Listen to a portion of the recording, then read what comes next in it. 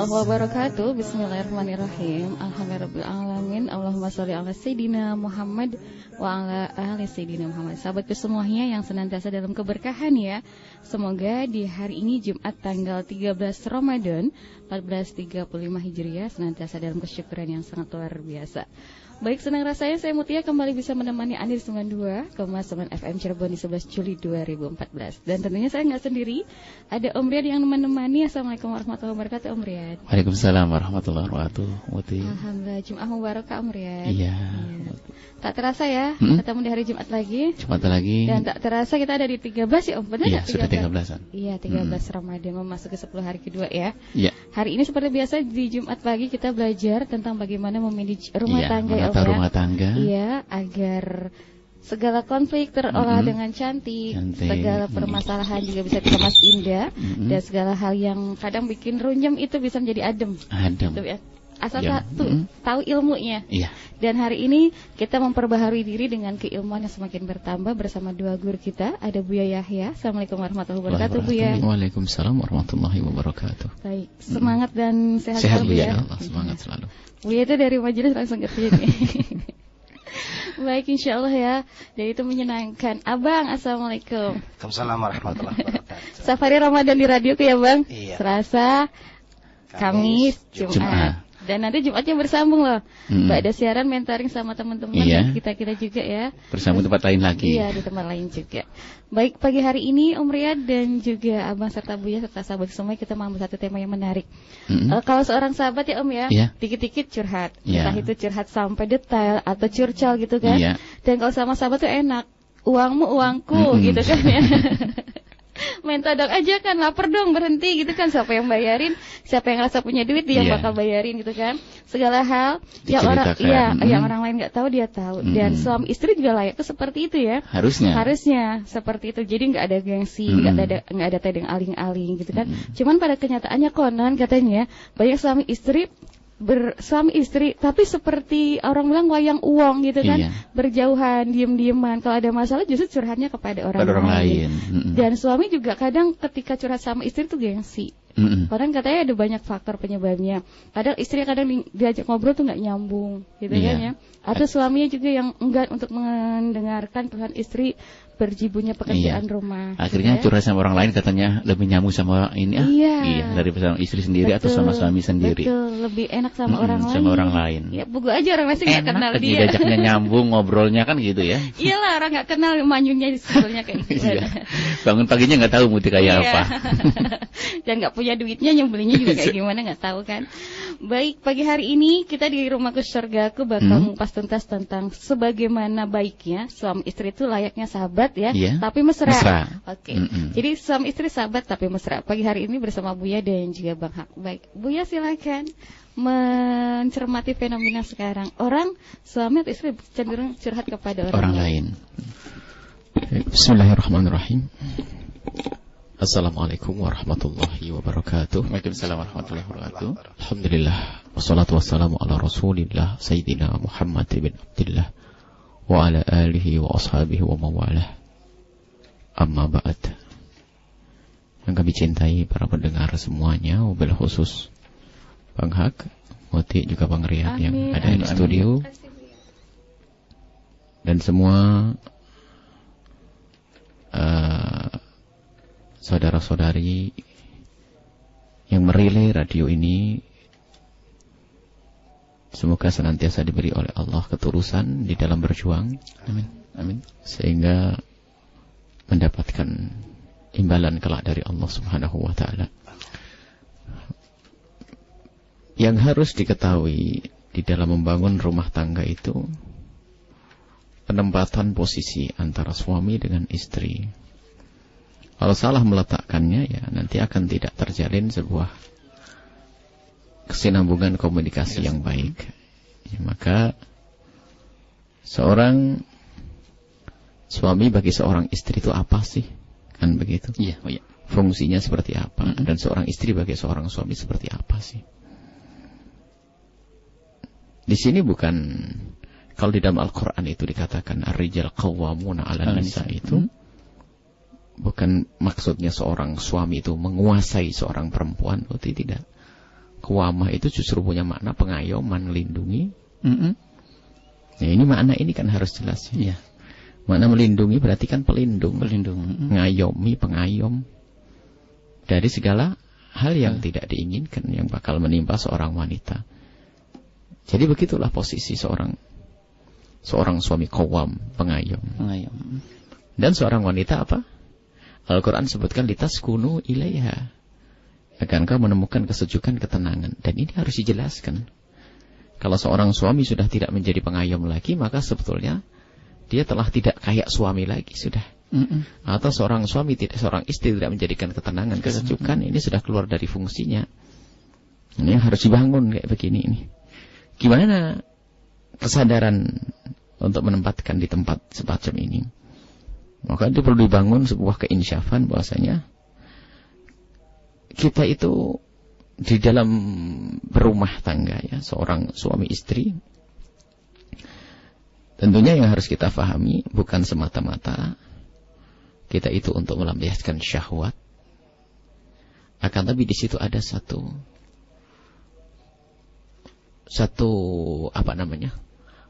tugas memenuhi tuntutan diri untuk menjalankan titah atau perintah, dan juga perintah Allah secara langsung dalam bentuk fitrah manusia. Jadi fitrah itu kan termasuk kayak perintah Allah, artinya begitulah Allah buat. Kemudian juga bagaimana yang dihimbaukan oleh Nabi Shallallahu Alaihi Wasallam. Jadi maksudnya ada nilai ibadah. Jadi nikah itu adalah patuh dengan Allah maknanya. Sebab kalau tidak nikah berzina melanggar Allah, kan begitu. Jadi ternyata dengan menikah itu sendiri harus yang jadi motivasi yang menjadikan dia itu terpacu untuk melaksanakan sebuah pernikahan adalah karena Allah Subhanahu wa taala. Maka ini yang paling asas, paling penting. Jadi bukan hanya karena kita itu untuk kepentingan diriku sendiri, akan tapi di balik syahwat ini sampai suatu ketika ada sahabat bertanya kepada Rasulullah waktu Nabi mengatakan bahwasanya seorang suami itu mendatangi istrinya saja sudah pahala besar. Sahabat bertanya, ya Rasulullah, itu ada pahalanya? Iya tentu. Coba kalau dia mendatangi wanita yang haram dapat dosa atau tidak? Dapat dosa, sama. Jika dengan yang haram dapat dosa, dengan yang halal maka mendapatkan pahala. Nah, di sini loh makna ini harus difahami. Kalau ini sudah berubah bukan karena Allah dalam sebuah jalinan rumah tangga, sehingga yang muncul adalah ego. Nah, ini yang ego. Ya, kalau sudah ego itu muncul dalam sebuah hubungan suami istri, maka yang akan dihantam pertama adalah komunikasi nanti. Ini komunikasi. Harus rusak mesti. Sehingga mungkin ada seorang istri yang nggak berani mengungkapkan apapun kepada suaminya. Kenapa? Suamiku begitu. Begitu nggak bisa diajak ngomong. Atau begitu, aduh susah musyawarah sama istri. Kenapa? Cemberutnya tok keluar kalau diajak ngomong. Nah ini ada model begitu. Semestinya tidak semacam itu. Karena kita ingin membangun rumah untuk menuju Allah Subhanahu wa taala.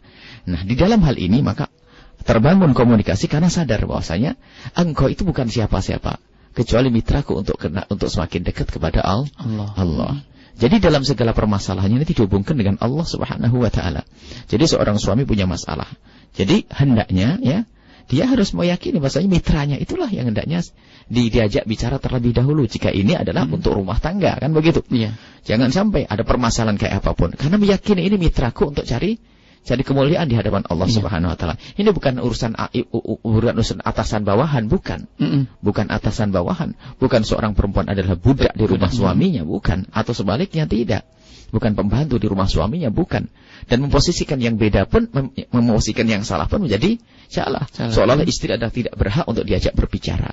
Dan Nabi pun memposisikan istri beliau adalah sebagai seorang istri sekaligus seorang yang bisa diajak komunikasi. Bahkan Nabi pun yang sudah yakin dan pasti dengan wahyu, tapi Nabi meminta pendapat dari Siti Maimunah, Ummu Habibah dan seterusnya, mendiskusikan permasalahan dengan istri-istri beliau. Nah ini jadi mitra itu sahabat nih, sahabat. Jadi kadang-kadang makna sahabat itu seolah jauh. Sahabat itu apa sih? Sahabat. Jadi satu martabat, satu pangkat kan begitu ya? Satu pangkat untuk saling mengisi, saling melengkapi, saling butuh, saling asih, saling asuh. Ada saat memberi, ada saat nanti menerima. Itu harus ada di dalam sebuah rumah tangga. Baik. Kemudian ya, seorang istri dia tentu punya masalah. Seorang suami tentu punya masalah. Bagaimana? Karena masalah itu, biarpun itu masalahnya di luar, tentu kalaupun ada apa-apa, akibatnya juga masuk ke dalam rumah tangga. Nah, ini. Jadi ini adalah seorang presiden dan wakil presiden. Ini harus sebagai orang terpenting di dalam mengamankan negerinya ini ya. Dalam segala hal ya. Bukan untuk kepentingan. Makanya dalam urusan rumah tangga ini, kalau sudah yang pentingkan ego, seorang suami mementingkan egonya, seorang istri mementingkan egonya, lihat, dia tidak akan bisa menemukan titik temu di sini. Jadi negara ribut melulu ya. Perang keluarga di dalam rumahnya. Nah, untuk bagaimana menjadikan ini sahabat, ada kesadaran. Jadi ini mitra. Kalau sudah mitra, baru nanti bagaimana? Kita kan ingin bahasanya hidup indah terus. Bukan mitra ini maknanya seperti mitra bisnis yang bicara ini. Untuk konsultasi. Itu yang tegang. Bukan, mitra itu dalam segala hal. Termasuk yang paling asas, lihat, untuk dibangun rumah tangga itu adalah mitra untuk mewujudkan kemesraan. Ini kan bukan mitra yang lain ya, bukan mitra cari duit loh ya. Ini ya. Jadi menikah itu pengen apa sih kalau ditanya? Hayalannya apa coba semua yang pengen menikah? Baik yang belum menikah atau sebelum menikah dulu. Harmonis. Semuanya hayalannya adalah keindahan.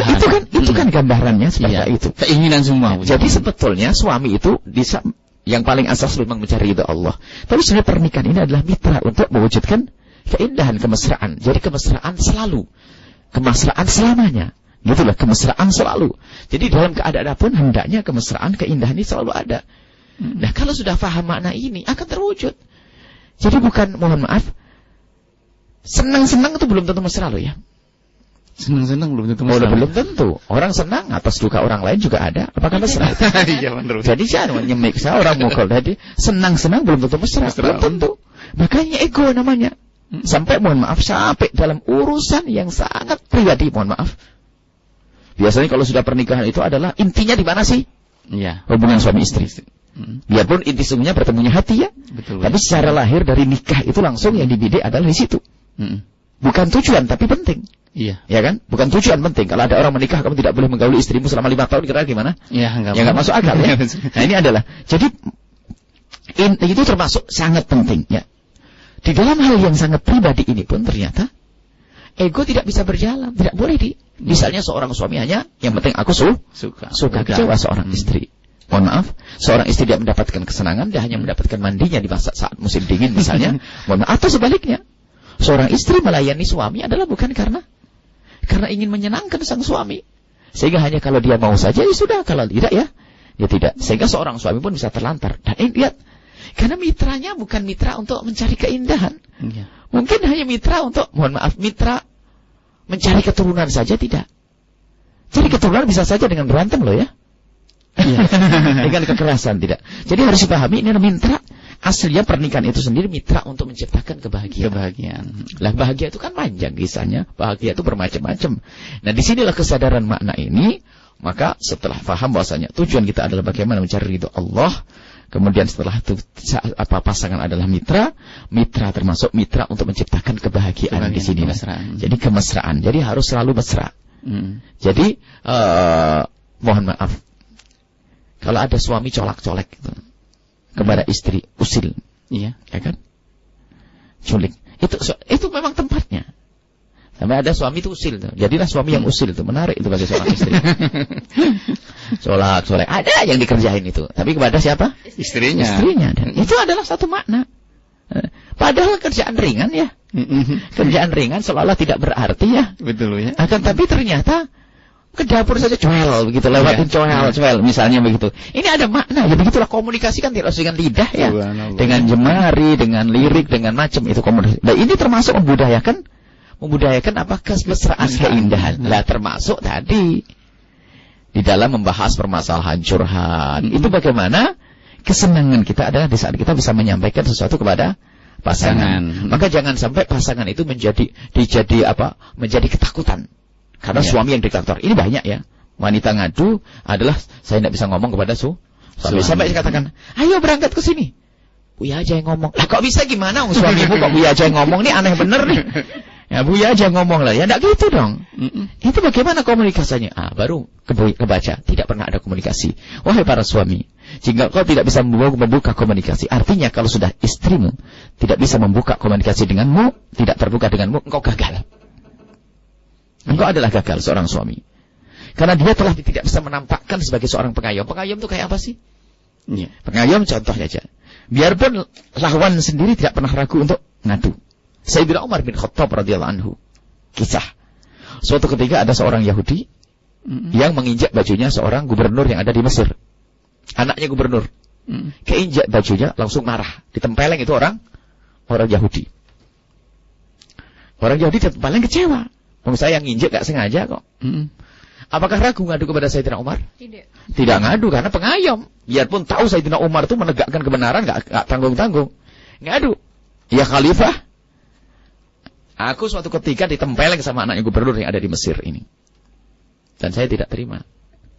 Apa kata Sayyidina Umar? Panggil anak gubernur itu. Apa kata Umar? Balas tempeleng kali. Jadi merasa pengayom. Jadi suami itu harus begitu, itu baru bijak. Kalau suami menakutkan itu monster. Ada istri mau ngadu saja ngomong nggak bisa. Sampai nggak punya usulan. Masya Allah. Itu na'udzubillah itu. Rumah tangga nggak bener itu. Hati-hati ya para suami monster. Itu ada. Istri tuh ngadu usul saja nggak. Usul warna gorden, warna cat, warna ini nggak berani ngomongin apa. Sampai urusan sekolah anak saja nggak bisa bermusyawarah yang baik. Betul. Sampai ada mau nyekolahkan anak, Buya saya pengen nyekolahkan anak saya di sini. Terus suami saya. Memang suami kenapa? Ya ngomong deh. Aduh ya diajak ngomong sudah di kelas. Enggak. Bahkan pakai bahasa. Suami Ustaz, saya itu imam. Masya Allah. Imam. Imam itu adalah imam itu apa sih imam? Imam itu seorang pemimpin pengayom. Jadi pendapatnya orang anak buah itu harus didengar dong. Iya. Nah ini loh. Jadi kalau seorang suami ternyata istrinya kok tidak berani membahas segala permasalahan, tidak terbuka kepada seorang suami, dia gagal. Sehingga kehebatan seseorang itu bagaimana? Orang merasa tidak canggung dengannya. Ya. Itu hebat. Namanya jago komunikasi. Wah, ya hebat itu. Paling dahsyatnya orang. Jadi orang itu ngadu dengan dia sudah tidak pernah ragu. Ya? Begitu juga seorang istri, kalau ternyata suami itu adalah dalam segala hal adalah yang jadikan andalannya adalah aku akan bicara dengan istriku, berarti ada wibawa dong seorang istri di sini kan? Iya. Ada nilai seorang istri di sini. Iya. Maka istri yang benar. Jangan istri sedikit cemberut, emosi, apalagi ini, marah, diajak ngomong marah. Akhirnya suami lah, paling diajak ngomong juga marah. Tinggalin aja deh, nggak usah musyawarah dengan dia, tiba-tiba keputusan, nggak boleh, harus begini. Karena sudah biasa dengan emosi marah. Diajak ngomong baik-baik, cemberut, ngomong baik-baik, marah.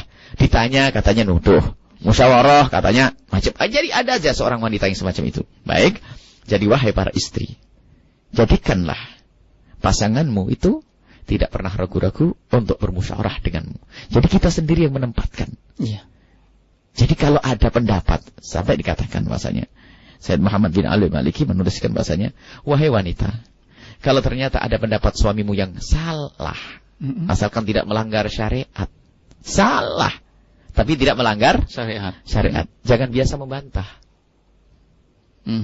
Biarkan dijalankan pendapat yang salah, asalkan tidak melanggar syariat. Sebab biasa membantah itu juga tidak baik. Kemudian juga sama, kalau istrimu punya pendapat salah tapi tidak melanggar syariat. Jangan dibantah. Kalau mengikuti dengan bahasa yang halus. Kalau ternyata dia memaksa, diam.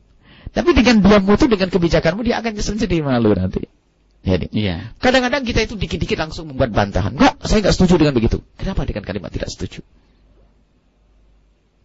Sehingga sangat indahnya kalau dalam bermusyawarah selalu berkata, gimana baiknya saja abang. Ya sudah, gimana baiknya adik. Nah, akhirnya, terus gimana? Bingung nanti. Akhirnya musyawarah berjalan. Kalau sudah ego itu, na'udzubillah. Jadi ada ego itu. Nah, dengan kaidah-kaidah semacam inilah, maka di dalam berumah tangga nanti akan muncul kemesraan secara otomatis. Setiap saat, seberat apapun itu problem. Seberat apapun itu permasalahan. Tapi ada satu hal yang tidak bisa dimusyawarahkan dengan pasangan ya. Dan tidak perlu dimusyawarahkan dengan pasangan. Dosa kepada Allah Subhanahu wa taala. Dosa kepada Allah Subhanahu. Ya. Kalau dosa kepada Allah, hendaknya segera tobat. Tidak usah diceritakan. Tobat, menyesal. Misalnya mohon maaf, Ya namanya orang kepleset ya. Iya. Namanya mungkin tiba-tiba seorang laki-laki kepleset mabuk. Ya kan? Ya enggak usah cerita kepada istri aku mabuk. Atau naudzubillah dengan ada tergoda dengan seorang perempuan atau sebaliknya. Kalau dosa kepada Allah bukan didiskusikan di sini. Sebab mengungkap sampai naudzubillah ya. Namanya orang, semoga Allah menjauhkan kita semua dari zina. Amin. Mungkin ada orang yang namanya kepleset dalam sebuah perjalanan hidupnya karena pergaulannya tidak baik. Kepleset. Hal ini tidak perlu didiskusikan dengan pasangan. Harga mati tobat, selesai. Mendiskusikan tidak penting lagi. Kalau mendiskusikan ini malah melukai. Akan timbul amarah, kebencian, dan mungkin akan menjadi permusuhan kan. Jadi kau pengkhianat, kau begini, kau begitu. Selesai, tobat, selesai.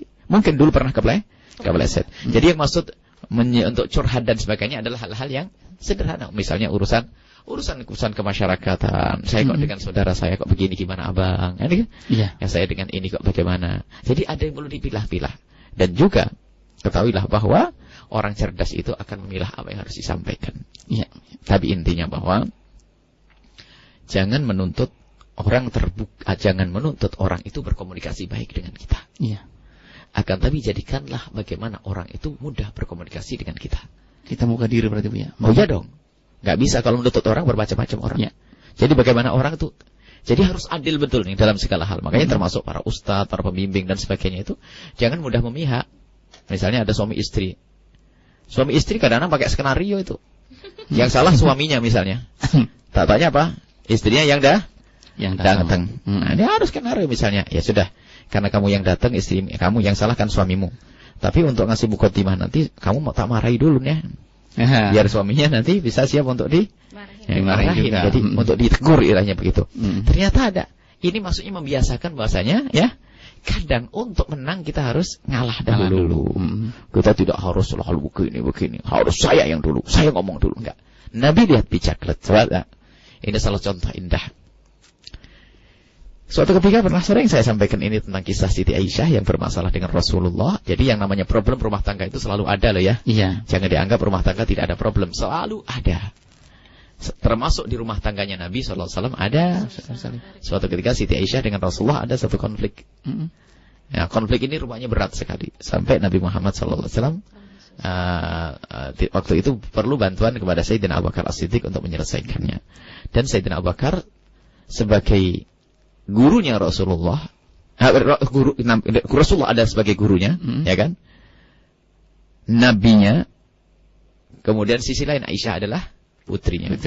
Suruh menengahi, ya nggak bisa ya Rasulullah. Bagaimana aku akan menengahi? Yang satu putriku, yang kau adalah nabiku. Kata Rasulullah, ini adalah perintah. Maka Sayyidina Abu Bakar pun mau menyanggupi itu semuanya. Baik, kita menyanggupi, baik ya Rasulullah. Akhirnya Rasulullah berkata, Aisyah, coba ayo. Siapa yang ngomong duluan, aku atau kamu? Nah, kan begitu. Nah itu kan suami yang bijak ya.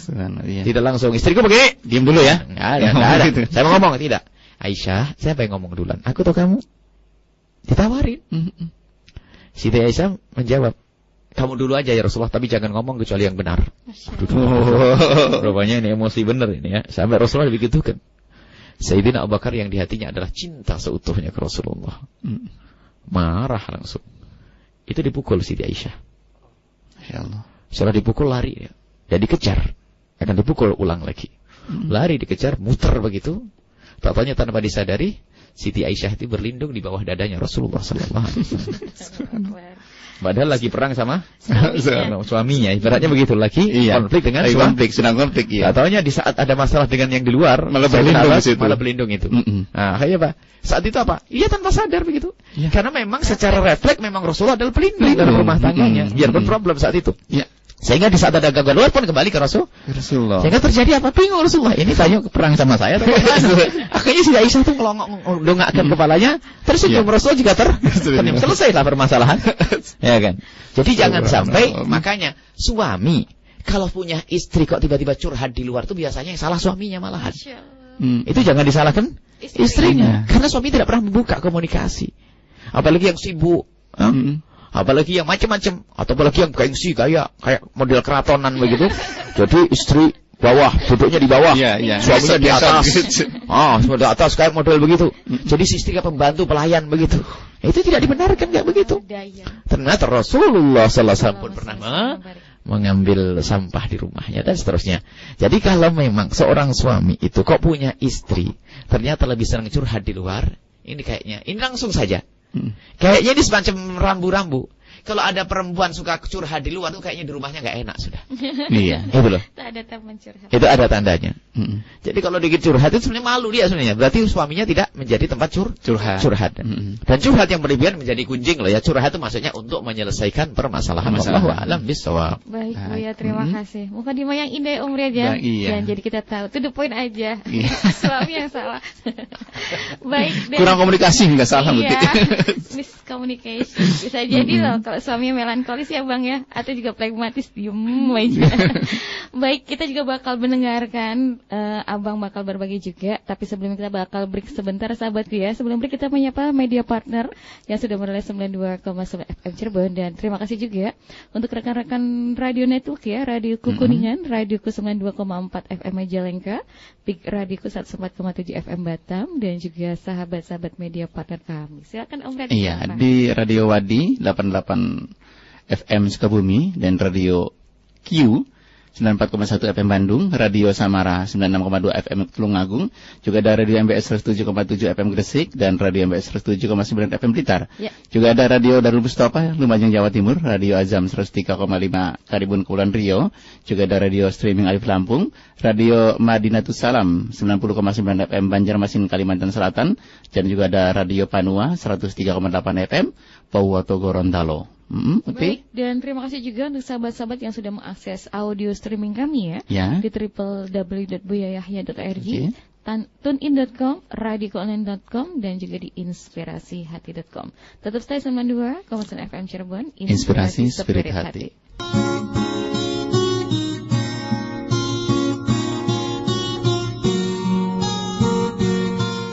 92,9 FM Radioku Inspirasi Spirit Hati yang dipancarluaskan dari kawasan Lembaga Pengembangan Dakwah Al-Baja Sendang Sumber Cirebon. Baik, terima kasih untuk Anda yang selalu bersama kami di 92,9 FM Cirebon, baik melalui audio frekuensi atau juga melalui audio streaming kami ya. Semoga untuk Anda semuanya yang ada di Nusantara dan juga mancanegara tetap dengan keistiqomahan yang luar biasa ya. Teriring doa dan juga semangat untuk sahabat-sahabat kita di Gaza, Palestina tentunya. Baik, dan bagi Anda yang membutuhkan informasi untuk seputaran wilayah Jawa Barat, jam di studio kami sudah menunjukkan pukul 6:37 ya. Saat yang tepat pastinya untuk menambah dan juga memperbaharui wawasan kita ya di 92,9 FM Cirebon. Untuk pagi hari ini kita ada di Rumahku Syurgaku, manajemen keluarga bersama dua guru kita, ada Buya Yahya dan juga Bang Hak. Di awal Buya sudah menyampaikan bagaimana fungsi seorang qawwam ya, yaitu sebagai pelindung dan juga panutan bagi anggota keluarganya, satu diantaranya adalah istrinya. Baik, kita bakal menuju Bang Hak. Abang, mungkin kalau bisa dikatakan slogan seorang sahabat itu, aku nyaman bersamamu dan kau nyaman bersama aku gitu ya Bang ya. Baik, dan cuman pada kenyataannya seperti yang tadi disampaikan Buya, banyak istri-istri yang takut sama suami, bahkan untuk menyampaikan sekedar untuk memberikan saran warna cat aja nggak berani, seperti itu ya. Dan subhanallah, mungkin suami atau istri itu bisa mencari sahabat di luar rumah. Cuman siapapun yang akan menjadi sahabat kita tentu tak sedekat dengan suami atau istri. Seperti yang tadi digambarkan, bagaimana Aisyah akhirnya juga berlindung di bawah dada sang Rasulullah. Ya, padahal lagi konflik ya. Iya, padahal lagi konflik itu dah. Contoh klasik ini menjadikan pembelajaran yang sangat luar biasa, bahwa bagaimanapun juga seorang suami atau istri mesti harus istri atau suami yang menjadi sahabatnya. Karena layaknya sahabat Om ya. Apapun itu harus diceritakan, dan yang tahu persis adalah sang suami atau istri permasalahan yang ada di dalamnya. Nah, aplikasinya Bang sebagai seorang motivator gitu kan ya, pasti banyak curhatan juga kan. Silakan Bang. Baik, bismillahirrahmanirrahim. Sahabatku dimanapun berada, semoga hari ini Allah berikan keberkahan, mobil khusus kepada guru kita Buya. Semoga Allah berikan kesehatan selalu, memberikan nasihat kepada kita. Amin. Secara naluri manusia itu memang membutuhkan pasangan. Itu sudah fitrah ya, naluri. Jadi di antara tanda-tanda kekuasaan Allah itu menciptakan pasangan, karena faham betul secara kefitrahan manusia membutuhkan untuk penyaluran emosional, untuk menenangkan hati dan jiwa, membutuhkan tempat untuk bisa berbagi cinta dan kasih sayang, berbagi masalah, dan supaya bisa bercerita, berbagi kendala. Di sana bisa ada berbagi solusi. Nah, itu kefitrahan yang memang ada ditetapkan pada diri manusia. Nah, ketika di dalam berumah tangga, entah bagaimana karena pengelolaannya yang tidak baik, kadang-kadang salah satu di antara pasangan itu lebih nyaman dengan sahabatnya dibanding dengan pasangan sebenarnya gitu ya. Sahabat di luar ya, Bang? Iya, sahabat di luar, betul. Sang suami itu kalau sudah ketemu temannya udah ngobrol enak panjang-panjang di luar kan, sang istrinya ditinggal saja begitu. Ada yang begitu ya. Atau sebaliknya, sang istri kalau sudah ketemu sama teman-temannya asik aja ngerumpi. Kemudian dia melupakan dan mengabaikan suaminya. Nah, karena memang merasa bahwa dia bisa lebih menyalurkan emosinya, lebih nyaman, lebih aware, lebih gampang diterima oleh mereka. Nah, berarti memang dibutuhkan bagaimana sikap seorang suami atau istri ini bisa mau mendengarkan pasangannya. Dibutuhkan bagaimana seseorang bisa mengerti terlebih dahulu untuk bisa dimengerti. Jadi banyak orang yang maunya dimengerti. Tidak mau mengerti terlebih dahulu. Padahal sahabat itu dia lebih banyak mendengar. Coba bayangkan, Om Riyad itu enak banget ngomong sama si A gitu. Kenapa sih? Karena si A itu tukang pandai mendengarkan gitu. Om Riyad ngomong berkeluh kesah, dia bilang, oh ya, oh gitu ya. Berasa enak sekali Om Riyad itu ngomong sama dia. Karena memang sepertinya Om Riyad begitu enak saja mengeluarkan emosionalnya, berbagi, dan dia mau mendengarkan. Terima ya Bang, mau terima. Nah, seharusnya salah satu di antara pasangan itu menjadi pribadi yang seperti itu. Pendengar setia. Ketika istrinya berkeluh kesah, ngobrol, ngomongnya, seyogianya sang suami juga harus dia mendengarkan. Menyediakan telinga ya Bang. Menyediakan telinganya yang ada dua itu kan. Dibanding mulutnya yang satu kan. Kadang memang kuping sediakan, tapi matanya baca koran. Sok cerita aja gitu. Betul, butuh perhatian. Jadi kita menghargai orang itu tidak hanya secara lisan, tetapi bagaimana kita lebih menenangkan. Kalau sok ngomong sambil baca koran begitu, ada ketersinggungan secara jiwa dan mental, ada ketersinggungan di sana. Buya dengerin gitu loh Pak.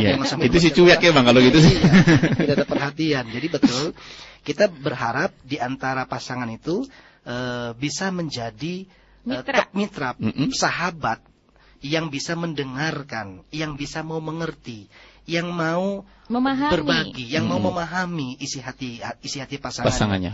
Sehingga timbul di situ saling melengkapi. Tidak akan mungkin menjadi keharmonisan di dalam rumah tangga apabila masing-masing punya egoisme. Sang suami dengan sombongnya, egonya, tadi Buya mengatakan kan saya imam katanya, lalu tidak ada pengayoman, tidak ada perlindungan, tidak ada pendidikan yang baik di situ, maka sebetulnya tidak menampakkan karakter keimamannya. Lalu sang istri juga mengatakan kan aku patut untuk kau muliakan, patut untuk kau lindungi, sehingga terjadi tuntutan di situ. Nah, yang ada adalah saling egoisme di dalam keluarga, yang ada adalah perpecahan secara emosional, tidak nyaman.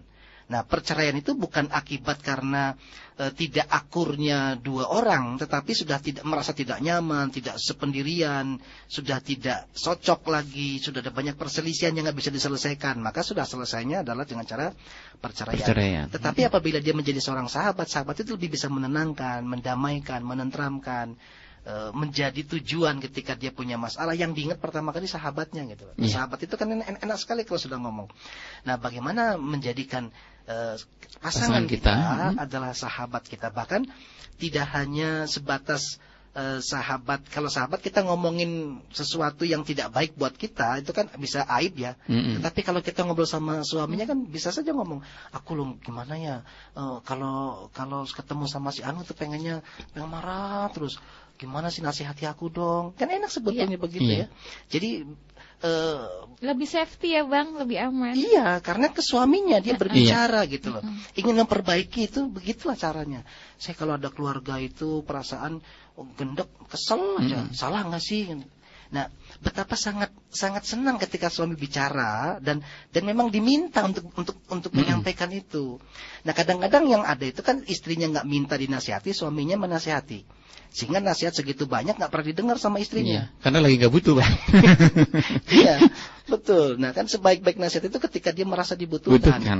Nah, coba ketika ada relung kesempatan untuk bisa saling berbagi ini, menciptakan betul-betul persahabatan itu menjadi sesuatu yang bisa mendamaikan hatinya. Jadi secara fitrah kemanusiaan, secara nalurinya mereka butuh pasangan untuk bisa menyalurkan emosionalnya, bisa menenangkan hati dan jiwanya, menumbuhkan cinta dan kasih sayang, serta berbagi segala problematika kehidupan dan solusinya. Sehingga tidak ada kata lain kecuali kita harus menjadikan istri kita, suami kita adalah sahabat. Kita. Yang mesra, ya. Bang. Ya, memang mencermati fenomena mungkin tradisi timur ya, Indonesia tradisi timur ya, bahwasanya suami itu adalah sentral gitu. Jadi suami yang pegang peran seperti yang tadi. Jadi ada semacam kasta gitu ya Om Riyad. Jadi sang istri yang manut. Ya, sang istri yang manut gitu kan. Akhirnya mendominasi. Suami pasti mendominasi di dalam keluarga dengan label imam tadi. Aku kan imam. Jadi dia yang mendominasi. Diam deh kan gitu. Ini keputusan dari saya. Jika istri menemui hal semacam ini, suami yang sultan. Terus istrinya dayang, Bang. Itu gimana? Yang pertama ngaji dulu di sini. Dengarkan 92. Kan selalu begitu ya. Yang pertama itu. Jadi butuh pewasan, butuh keilmuan untuk bisa merubah tabiat dan karakter. Itu butuh keilmuan. Nah, itu tabiat dan karakternya udah mencokol tradisi timur. Kecetak begitu ya. Kecetaknya kayak gitu. Nah iya, untuk merubah karakter dan cara pandangnya itu kan harus ada keilmuan yang masuk. Iya. Nah, kalau nggak ngaji, kalau nggak hadir ke majelis, kalau nggak dengarkan di 92,9 FM, dari mana dia akan mengerti itu? Jadi ajak. Pura-pura aja dengan cara-cara indah gitu. Ini ada radio bagus deh, coba dengerin yuk. Yang dengerin ini kayaknya enak deh. Nah, sambil dengan cara-cara seperti itu, sepertinya kita ingin menasihati, tetapi dengan cara yang lain. Orang lain yang menasihati. Tidak disadari. Seolah-olah kita punya siasat, tetapi dengan cara-cara yang indah. Biar bagaimanapun juga, memang karakter seolah-olah Indonesia ini kan sudah lama dijajah Belanda ya. Iya, 350. Betul. Jadi kolonialnya itu mendarah daging. Sepertinya kalau sudah suami itu merasa sangat berwenang, berkuasa kepada sang istri, padahal derajatnya secara ibadah di sisi Allah adalah sama. Betul. Suami sama istri derajatnya di sisi Allah adalah sama. Mereka punya kesempatan untuk bisa menjadi penghuni surga. Nah, semoga dengan cara-cara pandang yang tepat menjadikan mereka bisa saling menghargai kedua belah pihak. Jadi harus belajar. Kalau nggak belajar nggak bisa. Iya. Dan merubah itu minimal 1 bulan Bang dengerinnya berarti Bang. Iya. Iya. Selama Ramadan didengarkan ya 1 bulan itu Bang untuk merubah karakter yang jelek menjadi baik insyaallah. Baik, subhanallah ya. Dan kalaupun Buya ada yang memegang prinsip seperti itu, suami yang mendominasi dan pegang peran, harusnya seperti apa? Ya, sebetulnya dia tidak ngerti mana imam itu apa sih. Ya. Makanya imam itu apa? Seorang pemimpin itu adalah ngayomi. Bukan diktator, bukan. Akhirnya mengambil pendapat dari yang di bawahnya. Ya. Nabi sendiri sebagai contoh yang paling istimewa. Karena beliau adalah ngomong dengan wahyu. Bukan dengan bukan dengan sekedar, kalaupun ijtihad nanti dikuatkan dengan wahyu. Itu pun beliau seperti itu. Jadi memang benar seorang suami harus dijadikan imam. Maka seorang wanita yang tidak bisa mengimamkan suaminya sudah kegagalan dia menjadi seorang istri. Jadi suaminya harus jadikan imam. Dan imam itu kayak apa sih? Imam itu bukan penguasa ya. Ketika kita berbicara kuasa, imam itu kan ya. Seperti kalau imam itu apa sih? Imam itu adalah seorang pemimpin yang mikir urusan, bukan berkuasa lalu rakyatnya dijadikan kerja rodik, dan sebagainya. Bukan semacam itu. Baik, kemudian ya, memang itu adalah satu cara betul kalau disebutkan di masyarakat timur kayak begitu, memang ada mengakar. Jadi kalau seorang istri itu kayak pembantu di rumah, itu ada di sebagian tempat, tapi tidak semuanya yang sudah punya wawasan dan sebagainya. Jadi kuncinya sebenarnya di suami itu sendiri, bagaimana dia menempatkan. Kalau sudah suami menempatkan sebagai seorang raja, jadi sampai istri adalah tidak punya hak bicara dan sebagainya, bukan sih benar. Bukan suami yang benar ya. Ada itu gara-gara lagu yang salah itu, dari dulu wanita dijajah pria, dijajah pria. Itu dibolak-balik manisannya dari wanita dijajah pria gitu ya. Dari dulu wanita dijajah pria, dijajah pria wanita. Apa itu? Tidak ada penjajahan di sini. Kan tapi ini adalah sebuah kebersamaan. Jadi enggak benar, itu salah. Suami yang tidak bijak. Dia tidak ngerti pemimpin itu apa sih. Dia ngayomi loh ya. Makanya berat jadi suami itu sebenarnya kan gitu. Lah istri yang benar harus ngakui dong. Kalau tidak percaya dengan pemimpinnya, makanya biarpun suami itu misalnya salah asalkan tidak melanggar syariat, jangan langsung dibantah buru-buru deh. Biasakan, jangan biasain membantah dikit-dikit bantah. Apalagi kadang-kadang yang menjadi masalah belum tentu salah pikiran suaminya. Itu dengan suami sudah enggak cocokan. Apalagi gara-gara apa? Dia pendidikannya lebih tinggi dari suaminya. Ada seperti itu. Biarpun pendidikanmu lebih tinggi dari suamimu, tetap kamu harus patuh sebagai seorang istri. Kemudian suami nanti memberikan usulan yang baik. Abang, bagaimana abang? Tak taunya apa? Banyak. Suami memang bodoh, tidak ngerti. Tapi berhasil dalam memimpin keluarga. Karena apa? Dia punya wakil presiden yang dahsyat dia. Cerdas dia. Punya kiprah. Dan banyak wanita-wanita, orang-orang besar tuh di belakangnya adalah seorang istri yang hebat begitu. Termasuk Umar bin Abdul Aziz, termasuk itu ternyata istri yang dukung. Keberhasilan seorang suami adalah dari istri yang baik. Dan kerusakan suami juga dari istri. Kadang-kadang begitu. Baik, iya. Baik, subhanallah. Dan nanti diperluas dengan interaktif bersama sahabat-sahabatku semua ya. Bagaimana agar terjalin komunikasi yang baik antara suami dengan istri. Intinya di komunikasi, Muti ya. Baik, dimanapun juga harus ada komunikasi dua arah. Baik, saatnya berinteraktif bersama Anda, sahabatku. Kita hanya 2 penelpon terlebih dahulu ya. Terus nanti dengan sahabat-sahabat yang tergabung SMS. Silakan untuk Anda berinteraktif bisa di 0231336758 dan untuk SMS bisa di 081321461079. Dan Anda juga bisa bersilaturahim di FB Radio Cirebon atau juga di Yahoo Messenger kami di ID radio_QU@yahoo.com. Satu sahabat kita sapa Om Riyad. Assalamualaikum warahmatullahi wabarakatuh. Waalaikumsalam warahmatullahi wabarakatuh. Baik, kita bersalawat Bapak. Allahumma shalli wa barik ala sahbi. Dengan siapa di mana? Pak Ahmad di Kapetakan ya. Baik, silakan bersama Bu dan Bang Hak. Ini saya mau tanya kepada Buya dan Bang Hak dan seluruh ada di sini. Iya. Ini kalau misalnya suami memberikan uang kepada adiknya atau orang tua yang ngasih tahu, demikian sebaliknya. Suami ngasih adiknya sendiri, waktu orang tuanya sendiri, boleh nggak? Juga boleh nggak gitu? Ini yang bilang itu pada Iya, paham. Baik. Assalamualaikum warahmatullahi wabarakatuh. Dan sahabat berikutnya Om Riyad. Assalamualaikum warahmatullahi wabarakatuh. Halo. Allahumma shalli ala Muhammad. Kita bersolatnya. Allahumma shalli ala Muhammad. Dengan siapa di mana Ibu? Iya. Silakan Ibu langsung bersama Bu ya. Iya. Ya, misalkan. Ibu bisa lebih dipertegas itunya, suaranya diperjelas.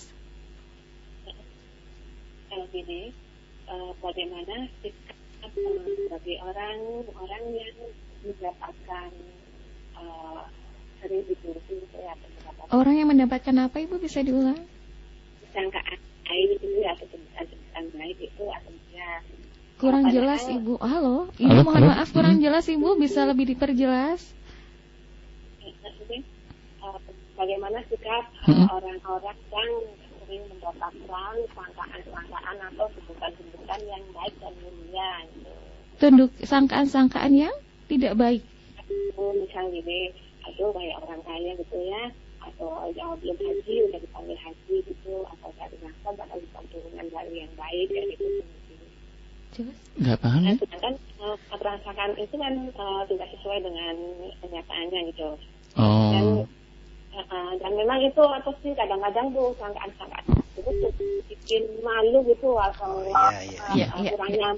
Baik, sudah kami pahami Ibu. Pertanyaannya bagaimana kita menyikapi prasangka-prasangka tersebut kan? Iya. Baik. Baik. Waalaikumsalam warahmatullahi wabarakatuh. Baik, kita cukupkan 2 pertanyaan terlebih dahulu. Sahabat yang tergabung via telepon. Buya, kita menuju Pak Ahmad. Abang juga dikatakan. Bolehkah Om Red? Iya. Itu kalau kita memberikan uang tapi tidak tahu dengan pasangan, baik memberikan uang sama adik atau sama orang tua, baik sang suami ataupun istri, itu tidak terus serang gitu Bu ya, maksudnya gimana Bu? Baik, ini pernah terjadi, ini sering saya sampaikan dalam termasuk ada kisah ini kami sebutkan dalam kisah Sidi Birrul Walidain. Ini pernah datang kepada kami seorang suami. Tiba-tiba suami itu berkata, Bu ya, alhamdulillah usaha saya sudah berhasil. Dia adalah seorang pengusaha AC gitu loh ceritanya. Sudah buka cabang di Pemalang dan sebagainya. Alhamdulillah. Cuman saya punya masalah Bu ya. Masalah apa? Nah itu. Iya. Istrinya nggak ikut waktu itu. Dia bawa anaknya aja. Saya masalah dengan istri saya. Masalah apa? Ya gini aja Bu ya, tanya aja. Saya itu kan tulang punggung. Bapak saya meninggal beberapa waktu yang lalu. Dan anak-anaknya itu yang berhasil, saya yang paling berhasil. Semuanya masih di desa sana. Di daerah desa mana, di daerah Jawa Tengah sana. Nah, kemudian saya yang paling berhasil saat ini. Jadi setelah bapak saya meninggal, otomatis saya harus tahu, maulah. Sebetulnya yang beban saya tidak ada lagi kecuali ibu dengan adik saya yang waktu itu masih umur 11 tahun. Jadi sampai sekarang itu saya membantu ibu saya dan adik saya. Dan saya membantu ini tanpa sepengetahuan istri saya, bagaimana hukumnya. Kami tanya, Pak, ini duit yang kamu berikan duit siapa? Ya duit hasil usaha. Usaha siapa ini? Usaha saya, bukan usahanya istri. Oh bukan. Bukan usaha saya sendiri Bu ya. Istri bagaimana? Istri sudah cukup Bu ya, di rumah sudah ada. Orang kaya sebenarnya. Lah kalau usahanya usaha bapak sendiri, jangankan kok kepada ibu dan adiknya. Diberikan orang di pinggir jalan juga boleh kok. Apalagi diberikan kepada ibu tanpa izin seorang istri. Oh jadi boleh Bu ya? Ya boleh. Alhamdulillah. Jadi saya tidak dosa dong. Ya enggak. Baik. Cuman saya mau tanya, memangnya kenapa kalau Anda ngasih tahu kepada ibu dan adik ketahuan istri? Dia langsung bilang sambil ngangkat dada, aduh Bu ya, cemberutnya sebulan Bu ya. Oh innalillah, itu perempuan perlu ditendang jauh-jauh itu. Ditendang beneran karena rusak dia. Masa seorang suami mau berbuat baik sama ibunya dilarang? Apakah tidak iblis semacam itu? Itu betul iblis begitu tuh.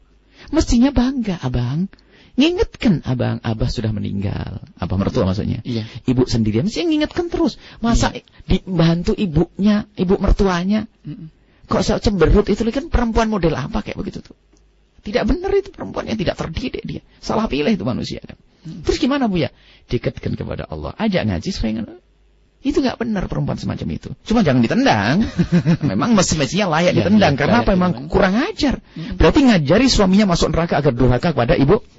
Bayangkan dia kaya, ibunya di kampung, masih dalam keadaan susah payah, dia akan enak-enakan. Sementara istrinya sudah dikasih mobil, kolas, segala macam. Tak-taunya bantu ibunya saja cemberut dia. Mau apa perempuan kayak begitu kan? Itu hina. Tak-taunya kisahnya ada yang serupa. Ada orang Cirebon ini, dia adalah tiba-tiba datang seorang ibu. Ya alhamdulillah saya sudah diangkat jadi PNS. Jadi saya punya hasil sendiri. Suami, alhamdulillah suami saya juga masih punya kerjaan dan suami juga masih tetap ngasih duit kepada saya. Tapi alhamdulillah dapat tambahan. Cuman Bu ya gini Bu ya, saya mau nanya. Jadi dari gaji saya itu saya tabung dikit-dikit itu, saya potong, lalu saya berikan kepada ibu saya. Cuman Bu ya katanya Ustadz, kalau saya nggak ngasih tahu suami saya dimarahin. Apakah betul nggak boleh dosa kalau saya ngasihkan uang kepada ibu saya tanpa sepengetahuan suami adalah dosa? Makanya saya tanya, ibu itu duitnya siapa? Duit saya sendiri, gaji saya sendiri. Oh baik. Kalau duitnya suami haram diberikan kepada siapapun. Tapi kalau duitnya ibu boleh dibagikan kepada siapapun. Oh boleh Bu ya? Ya boleh, nggak apa-apa. Bahkan itu kebaikan pahala. Alhamdulillah. Jadi saya nggak dosa dong? Ya enggak. Cuman saya mau tanya lagi. Memangnya kenapa kalau suamimu tahu kalau kamu ngasih tahu ibunya? Waduh, marah-marah Bu ya. Waduh, ini benar-benar suami ngajari masuk neraka kayak begitu tuh. Wahai para suami, jangan Anda seperti itu. Wahai para suami, bantulah istrimu untuk bisa berbuat baik dengan ibu bapaknya dan saudara-saudarinya. Ajari dia untuk silaturahmi. Dan wahai istri, ajari suamimu untuk bisa baik kepada bapak ibunya dan adik-adiknya. Ajari silaturahmi. Kadang memang hati busuk tuh, naudzubillah, hati busuk. Seorang istri kalau sudah iparnya datang itu langsung cemberut, kulkas bakal habis nih. Allah, itu ahli neraka modelnya itu. Dia itu sebetulnya senang sama suami hanya pengen duitnya toh. Buktinya nggak cinta sama ibundanya, nggak punya sama saudaranya. Mestinya silaturahmi. Dan indah itu nanti, itu hati busuk kayak begitu. Dan tidak boleh ada. Insya Allah para pendengar semuanya adalah dengan ipar baik, dengan mertua baik, dengan semuanya adalah baik, dengan orang tua baik. Indah hidup. Ke mertua disambut sama mertua, lihat. Ketemu adik ipar disambut sama adik ipar, kesana akrab. Sekarang sama ipar sudah semberut pelengosan begitu. Sampai kadang-kadang ngomong, gaji dibagi 2. Yang satu buat adik-adik loh. Biarpun dibagi 4 nggak apa-apa. Yang penting untuk rumah tangga kan cukup. Ini ketamaan seorang istri tuh. Ketamaan seorang istri. Untuk rumahnya sudah cukup kok. Mau apa lagi? Sudah cukup di rumah, alhamdulillah. Suami bisa membantu yang lainnya. Kalau ada istri model kayak tadi itu dijamin suaminya nggak bisa sedekah dan infak. Mau sedekah dibilang ada kebutuhan bang, jangan deh. Na'udzubillah. Nggak ngajari kebaikan. Memang betul. Kalau tidak usah dibenahi dibuang. Memang keras dulu saya kena ini. Kenapa? Na'udzubillah, itu akan menjadikan suami sengsara kepada orang tuanya tidak baik. Sementara seorang suami punya kewajiban kepada ibundanya lebih daripada kepada yang lainnya. Ini kalau ada semacam ini, kalau tidak segera diajari untuk tobat, segera dijauhkan dari kehidupan. Masya Allah. Betul, ini karena apa? Membawa kepada kemudaratan seorang suami di panjang hari. Cuman jangan langsung dibuang loh. Dididik. Karena harus dikasih begini, biar sadar. Baik. Karena mungkin ada di antara pendengar yang punya sedikit penyakit begini. Insya Allah setelah ini sadar dicambuk keras kayak begini. Karena perlu indah hidup ini. Ya. Lah, termasuk ini tadi yang kita bahas saat ini. Komunikasi. Ya, keindahan itu kan ternyata bukan hanya dengan suami saja. Tiba-tiba kita duduk dengan suami, bicara tentang adiknya sang suami. Masa depan adiknya sang suami. Enak atau tidak? Enak. Sehingga giliran kita mengadukan tentang adik kita kepada suami juga sambut. Oke, nerima. Oh iya, gimana kita bantu, ayo. Tak-taunya kita sudah memulai, di saat kita bicarakan adiknya sang suami cemberut. Ayo. Giliran kita sang istri mau ngadukan adiknya sendiri, cemberut juga dong, nggak enak. Maka ini termasuk harus dibangun keindahan semacam ini. Wallahu a'lam bishawab. Baik, cukup. Ibu ya, terima kasih. Abang menambahkan? Sudah sangat jelas sekali. Sudah sangat jelas. Oke. Baik, kita menuju Ibu Ana, Bang Hak. Tadi menghadapi prasangka-prasangka kan Allah. Oh iya, jadi begini. Bisanya orang berprasangka itu karena kitanya bertindak, berbuat yang akan menumbuhkan prasangka orang. Jadi misalnya gini, kayak orang kaya aja, karena kitanya bergaya hidup orang kaya kan gitu. Jadi jangan salahkan orang berprasangkanya dulu. Stempel itu dari kita ya, Bang? Karena kita yang membuat stempel itu ada gitu. Orang menyangka sebagaimana yang kita lakukan. Kayak apa misalnya, udah jadi sukses ya sekarang ya. Prasangka orang. Tetapi ketika kita bertindak, berbuat sebagaimana kita merasa aman semestinya. Tetapi keamanan yang kita lakukan belum tentu aman menurut orang kan. Orang bisa saja menyangka kita sebagaimana yang tidak kita harapkan. Sekarang udah hebat ya. Ya alhamdulillah, itu doa. Itu doa. Terima kasih loh udah mendoakan aku. Makasih loh sudah doakan aku. Demikian juga semoga engkau segera berhasil. Pak Haji gimana kabarnya? Kan tadi dikatakan begitu. Belum haji tapi dipanggil Bu Haji. Alhamdulillah Bu. Saya tuh belum bisa ke sana, tapi semoga Allah kabulkan. Kita terus terang saja begitu. Jangan Bu Haji gimana? Alhamdulillah. Jadi haji nih kan gitu ya. Jadi bilang saja terus terang. Saya belum ke sana, tapi semoga kita bisa ke sana bareng-bareng. Yuk kan sederhana sekali ya. Jadi orang menyangka dan menilai itu karena kitanya berbuat sebagaimana prasangka orang gitu. Jadi bukan sikap kita kepada orang yang harus diperbaiki terlebih dahulu, tetapi bagaimana kita berbuat dan bertindak itu yang harus kita koreksi terlebih dahulu. Setelah itu bereaksi baik kepada sangkaan orang. Kalau sangkaannya adalah buruk, semoga kita tidak langsung bereaksi negatif. Misalnya karena suuzon orang kepada kita membenahi atau langsung klarifikasi juga bisa terjadi pertengkaran di situ. Lebih baik kita mengatakan, ya Allah isbir, ya Allah sabarkan aku, ya Allah sabarkan aku. Semoga fitnah ini menjadi pembersih dari dosa-dosaku. Sambil koreksi diri ya Bang. Betul, sampai koreksi diri, karena tidak mungkin orang itu akan menilai kita kecuali kita sudah berbuat dan bertindak sebagaimana menurut orang gitu kan. Jadi yang pertama koreksi pribadi, semoga prasangkanya menjadi baik. Yang kedua, kalau orang menyangkanya baik, katakan itu sebagai doa.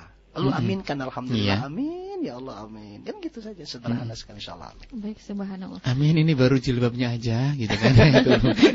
Atau baru kopiahnya aja, kan hajinya, kan gitu. Tapi insya Allah ke depan kita akan kesana bareng-bareng, gitu ya Bang. Subhanallah. Ya, cukup Bu ya? Cukup, baik, kita menuju sahabat kita yang ada di 079. Assalamualaikum warahmatullahi wabarakatuh. Waalaikumsalam warahmatullahi wabarakatuh. Baik. Untuk Buya, Bang Hak, Muti dan juga Umrah semoga sehat selalu ya. Amin. Alamin. Allahumma shalli ala sayyidina Muhammad wa ala ali sayyidina Muhammad. Baik. Ada Mbak Siti di Sumber mau tanya Buya dan juga Bang Hak, bagaimana menghadapi seorang suami yang pemarah dan keras kepala juga tidak mau disalahkan. Dari batu nih Bang, berarti kepalanya Bang. Keras katanya Bang, keras kepala.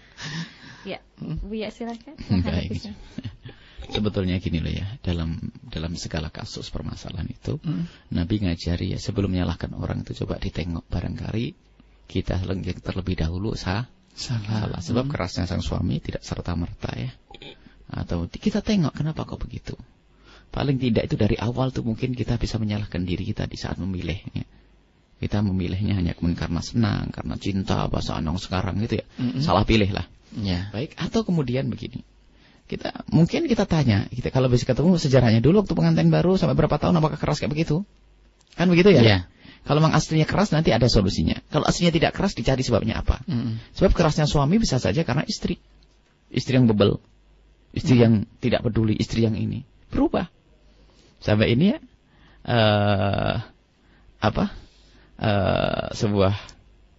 sebuah kisah yang ini mungkin agak panjang ya. Saya ingat seorang guru mulia Habib Husin bin Shalih Al-Muhdar menasihati dengan nasihat sederhana. Jadi pasanganmu itu asalnya akan baik karena dirimu, kalau engkau bisa membentuknya dengan cara yang baik. Sehingga ada dikabarkan dikisahkan dua bersahabat itu. Anggap Ahmad sama Ali begitu. Beliau mengisahkan judulnya namanya begitu. Ahmad sama Ali. Ini berdua kita ngobrol waktu itu. Dan ingat, Ahmad sama Ali akhirnya sama-sama menikah. Ya kan? Sama-sama menikah. Rupanya Ahmad hidupnya bahagia, Alinya sengsara. Akhirnya Ali ngadu kepada Ahmad. Kita ini tidak adil, kita kan sahabat gitu. Iya. Ana hidupku di rumah selalu berantem, ribut saya gini. Ini sebagai contoh saja, tidak harus dilaksanakan persis kayak ini. Nah, kamu kok enak, hidupmu bahagia begini, saya di rumah berantem. No. Kamu enak pulang ke rumah, istri udah nyiapin di rumah saya buru-buru gini-gini. Ya kan? Baik, terus gimana solusinya? Akhirnya suatu ketika ya pengen rasakan bagaimana hidup bahagia kan. Biarpun ini tidak bisa dicontoh, yang sekedar cerita hayalan maksudnya. Sebenarnya tergantung yang bentuk itu. Bentuk adalah bagaimana kita seorang pasangan. Akhirnya bercerailah. Bercerailah si Ahmad mencerai istrinya. Ini contoh saja, bukan harus kita melakukan perceraian. Ali juga istrinya. Akhirnya setelah masa iddah, Ali menikah bekas-bekasnya istrinya Ahmad. Si Ahmad menikah dengan bekasnya Ali. Ini contoh saja, maksudnya apa? Setelah Ahmad yang berhasil dengan istri yang pertama masuk ke tempat istrinya si Ali. Bekas istrinya Ali. Memang istri gak bener nih. Subhanallah, gak pernah peduli, kopi gak pernah ini, gak pernah masak juga enggak ini. Baik. Tatonya si istrinya Ahmad kan, bekas istri Ahmad kan baik. Iya. Sangat baik, sangat lembut ini. Kira si Ahmad masuk ke tempatnya mantan itu ya. Si Ahmad rumahnya sudah kayak tidak pernah ada tata krama adab yang diajarkan Nabi dan sebagainya. Sudahlah, pokoknya begitu ya. Sudah dengan kebiasaannya si Ali. Ya getebak ngomong seenaknya, ini merintah jangan beda nih gitu. Jadi istrinya, bekas istri Ahmad itu akan menjadi begitu saya punya suami. Sehingga mulai demi hari ada perubahan di dalam dirinya. Sehingga gimana aku mau melayani orangnya kayak begitu. Akhirnya hari demi hari sudah tidak membuatkan kopi, masaknya seenaknya. Dan tadinya baik juga. Yang jadinya baik. Iya. Kemudian si Ahmad yang masuk ke bekas istrinya itu lihat masak tidak mau. Akhirnya apa, minta tolong dengan bahasa baik. Tolong istriku, hari ini masak ya. Saya akan belanja. Ini. Kalau saya pada lupa tidak masak keribu gini, baik. Ya sudah, saya masak kalau begitu. Saya masak. Cuman saya minta tolong ganti yang dalam hari ini saya masak, kamu yang masak beneran ya. Besok belum juga masak. Akhirnya masaknya terlambat, ditunggu sama suami, ditungguin pun tidak marah. Saya tunggu ya, kan sudah giliran. Kemarin saya masak, sekarang kamu yang masak, ditungguin. Cemberut aja begitu ya, aduh makasih enak dan sebagainya. Besok sudah dimasak, suruh beli daging. Saya lagi pergi, suaminya pergi beli daging. Daging tidak ada katanya. Katanya daging sudah habis. Duitnya mana tidak tahu. Ini sudah tidak enak benar. Baik. Akan baik, tidak ada daging. Sekarang biar saya beli daging ya. Saya beli daging. Baik. Kemudian dari daging itu sudah dimasak seenak, dia dimasak goreng-goreng sendiri semaunya begitu, tidak pernah mikir suaminya begitu. Mana dagingnya? Katanya makan kucing mungkin. So enaknya kalau ngomong begitu. Wah, memang ada seorang perempuan kadang kalau sudah seenaknya gitu. Baik. Akhirnya suaminya mulai keras hari itu. Istriku, ini daging saya belikan dan tidak ada kucing di rumah ini. Sudah mulai tegas dia. Ya. Kaget dia, selama ini lembut kok ada tegas, tapi tidak caci maki. Tidak ada kucing di rumah ini. Mikir dia, mulai masak begitu. Setelah Wida masak disanjung, Masya Allah, terima kasih ya. Mohon maaf kalau saya tadi ngomong kasar. Oh enggak apa-apa. Besok sudah mulai berjalan dengan baik. Mulai berubah. Ternyata bagaimana membentuknya seorang suami gitu loh. Jadi makanya sama seorang istri pun demikian. Kalau menemukan suaminya kasar, jangan serta-merta disalahkan siapa sang suami. Coba mungkin istri dikoreksi dulu. Suami ngomong, Neng, besok saya ke kantornya agak pagi loh ya, bajunya jangan lupa ya setrikaan. Belum disetrika. Kan ngamuk. Neng, masukin sepatunya, minta tolong besok apa lagi sibuk nih. Katanya apa? Di pinggir, di teras kehujanan. Terus macem-macem kan marah. Makanya suruh buatin kopi ke dapur, sudah ngantuk. Neng, minta tolong ya buatin kopi ya. Aduh, lupa. Akhirnya apa? Nggak ada lupa, ambilin. Masukin sepatu. Sudah kau itu ngomongin mulai kasar lagi. Iya. Pokoknya besok pagi-pagi baju setrika. Sudah mulai kasar kan? Keras gara-gara apa? Istrinya yang bebel, istrinya yang lelet, istrinya nggak paham. Ini. Jadi koreksi dulu. Kalau ternyata Anda seorang istri yang memang benar sudah baik, kalau punya suami semacam itu memang harus kita tahan, kita harus bersabar, membuat perubahan, minta kepada Allah dan terus ada ingatkan, atau sampai nanti anak yang bisa mengingatkan dan seterusnya. Itu nasib bagimu. Bagaimana solusinya? Kalau memang tidak kuat betul, mungkin sampai derajat memukul dan sebagainya, kita punya hak untuk bisa minta pisahkan itu. Tapi mulai proses. Tapi pertama kali harus dicek adalah saya ya salah atau tidak. Sebab kadang-kadang memang betul ada seorang suami keras ternyata apa? Dia tidak puas dengan pelayanan seorang istri dalam segalanya. Istrinya cuek, istrinya ini, istrinya itu, sifatnya jelek, akhirnya suami menjadi cuek juga. Itu saja. Jadi balik ke cerita Bu ya. Akhirnya Ahmad tetap baik juga kan istrinya. Ahmad jadi baik. Ini soalnya jadinya kan tetap aja dapat anjur-anjuran. Akhirnya apa? Istri si Ali anjur-anjuran juga. Tetap aja ya kan. Ini sampai guru ngomong, itu kisah tidak sesungguhnya. Tapi begitulah orang itu. Membentuk jadi yang membentuk itu adalah engkau pasanganmu. Jadi kalau kamu pasanganmu semakin baik, kamu berhasil dong. Walaupun ganti berapa kali juga tetap aja kalau tetap saja kalau makanya kalau ada orang sudah menikah 2 kali, saya tanya, ini yang benar siapa ini? Makanya ada orang nikah pertama, kedua gagal. Wah, ntar dulu. Ya saya pengen nikah lagi. Ya ntar dulu, itu punya masalah 2 kali menikah ente. Ada apa ini? Kan begitu. Biarpun kasih 10 peran istri, kalau dia belum berubah ya nggak bisa. Atau sebaliknya seorang istri punya suami cerai. Apa sebab perceraian? Harus dilacak. Mana yang salah? Kalau sudah ketahuan dia yang salah, baru nanti digembleng, baru siap dinikahkan lagi. Baik, iya. Kisah inspirasi yang nggak perlu ditiru. Baik. Terima kasih Bu ya. Ilustrasi aja. Baik, subhanallah ya. Saatnya berinteraktif lagi bersama Anin tergabung via telepon. Silakan bisa di 02313367538 ya. Baik, sambil menunggu penelpon, kita menyapa sahabat yang tergabung via SMS 806. Assalamualaikum warahmatullahi wabarakatuh. Waalaikumsalam warahmatullahi wabarakatuh. Allahumma shalli ala Muhammad wa ala sayyidina Muhammad. Baik, untuk Abang dan juga Buya, suami saya orangnya nggak punya untuk menafkahi anak-anaknya dan keluarga, bahkan makan dirinya sendiri itu dari harta saya, bahkan minta tanah saya dijual. Ini bagaimana Buya? Silakan Abang. Iya. Buya. Sewajarnya kalau memang dia sebagai seorang suami, adalah kewajibannya untuk memberikan nafkah. Itu sudah kewajiban. Ar-rijalu qawwamuna 'ala nisa'i bima faddalallahu ba'dahum 'ala ba'di anfaqu min amwalihim. Jadi sudah ada kepastian hukum dari Allah bahwa seorang laki-laki yang menjadi aqwam, yang jadi imam adalah memberikan, salah satunya adalah nafkah. Itu sudah tugasnya.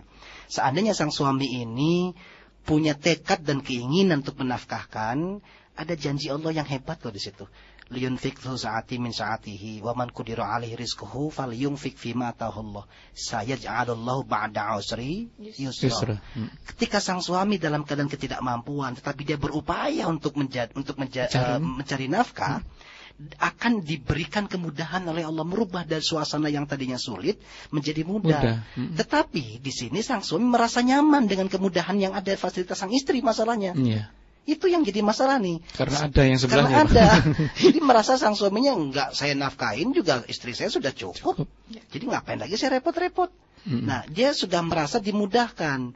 Coba ya memang jadinya nanti tidak ada greget ya Bang. Iya, tidak ada niatan untuk memberikan nafkah, dan itu menjadi musibah nanti. Secara emosional bisa jadi sang suami ini awalnya karena merasa kalah secara kedudukan finansial, ekonomis. Sehingga kalaupun dia mau nyari duit juga, nyari duit juga nggak seberapa ya. Nanti istri saya lebih kaya dari saya. Nah, mental itunya harus dibenahi dulu. Sehingga sang istri harus betul-betul menghargai jasa sang suaminya. Jadi ketika itu dorong sang suami untuk bekerja, untuk berupaya, hasilnya berapapun syukuri. Gitu. Hasilnya berapapun syukuri. Ya memang Khadijah juga seorang yang kaya raya. Dan Rasulullah Muhammad SAW dengan segala keikhlasannya loh, melayani dan bahkan dia mendagangkan barang-barang milik Khadijah. Itu karena memang bagian ketika sudah menjadi rumah tangga itu harus dikelola secara bersama-sama, seolah-olah Rasulullah pada waktu itu sebagai seorang manajernya. Nah, bisa nggak berpadu seperti itu? Kalau bisa berpadu seperti itu indah. Luar biasa ya, Bang. Indah sekali. Tetapi kalau sang suaminya sudah terbiasa dengan kenyamanan, itu sulit dirubah. Jadi cara pandangnya, tempatkan sang suami dalam penghormatan dulu. Kalaupun dia bekerja, saya khawatir karena dia menghasilkan uang yang sedikit tidak ada penghormatan. Tidak ada penghargaan yang mengakibatkan kata sang suami akan berpikir, lah saya kerja juga dapatnya sedikit buat apa, istri saya lebih banyak daripada itu. Tetapi kalau memang kondisi ekonominya sang istri juga tidak baik gitu, memang dia juga tidak punya harta yang berlimpah atau berlebih, tentunya ini akan menjadi kebaikan bagi sang suami malah, karena dia akan punya alasan tertentu untuk mau bekerja, punya dorongan masalah yang membuat dia harus beraktivitas untuk mendapatkan rezeki. Dan sekarang sang suami tidak punya dorongan sama sekali. Jadi abang sarankan bagaimana merubah mindset sang suami untuk mau berupaya. Nah, hargailah berapapun pemberian dari sang suami terlebih dahulu, sehingga merasa dihargainya itu sang suami akan berupaya untuk menjadi pekerja yang lebih tangguh, punya usaha yang lebih tinggi lagi.